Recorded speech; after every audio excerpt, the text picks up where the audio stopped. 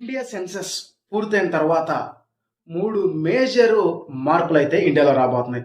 మొదటిది డీలిమిటేషన్. రెండోసరికి women reservation in Lok Sabha and Rajya Sabha. So మూడోసరికి వన్ నేషన్ వన్ ఎలక్షన్. ఈ 3 కూడా ఇండియాలో రాబోతున్నటువంటి 3 మేజర్ మార్పులు.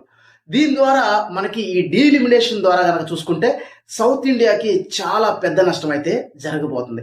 అసలు మొదటిగా మనకి 1872లో లార్డ్ మేయో ఈ సెన్సస్ అనేది ఫస్ట్ టైం చేశారు. తర్వాత 1881లో లార్డ్ రిప్పన్ అనే ఆయన ఫస్ట్ టైం అఫీషియల్ గా సెన్సస్ అనేది చేశారు.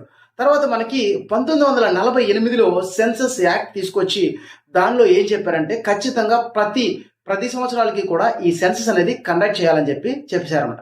అక్కడ నుంచి ప్రతి 10 సంవత్సరాలకి కూడా సెన్సస్ అయితే జరుగుతూ ఉన్నాయి. 2011లో లాస్ట్ గా మనకి సెన్సస్ అయితే జరగడం జరిగింది. తర్వాత 2021లో జరగనటువంటి సెన్సస్ ఏదైతే ఉన్నాయో ఈ సెన్సస్ ఈ పాండమిక్ ఏదైతే ఉందో కోవిడ్ పాండమిక్ వల్ల జరగలేదు. ప్రజెంట్ ఈ సెన్సస్ ప్రోగ్రామ్ అయితే జరుగుతుంది. వీళ్ళు 2027 జనవరి 1 నాటికి పూర్తి చేస్తామని చెప్తున్నారు. ఈ సెన్సస్ జరిగినప్పుడు మేజర్ గా సౌత్ ఇండియాకి జరగబోయే పెద్ద నష్టం కనుక చూసుకుంటే 1972లో ఇందిరాగాంధీ గారు ఒక రూల్ అయితే తీసుకొచ్చారంట. అడాప్షన్ ఆఫ్ బర్త్ కంట్రోల్ అని ఒక దాన్ని తీసుకురావడం జరిగింది. అంటే విపరీతంగా పెరిగిపోతున్నటువంటి పాపులేషన్ ఏదైతుందో దాన్ని కంట్రోల్ చేయడానికి ఈవిడ దీన్ని తీసుకురావడం జరిగింది. ఆ టైంలో సౌత్ ఇండియా వాళ్ళు దాన్ని బిలీవ్ చేసి సౌత్ ఇండియా వాళ్ళు ఈ బర్త్ రేట్స్ ఏదైతే ఉన్నాయో వాటిని కంట్రోల్ అయితే చేశారు. బట్ నార్త్ స్టేట్స్ ఏదైతే ఉన్నాయో like Bihar, UP, west Bengal, Maharashtra లాంటి స్టేట్స్ బర్త్ని ఎక్కడా కూడా కంట్రోల్ చేయకుండా వాళ్ళు ఇంక్రీజ్ చేసుకుంటూ వెళ్ళారు. దీనివల్లనే మనకి కేవలం యూపీలోనే 80 ఎంపీ సీట్స్ ఉన్నాయి.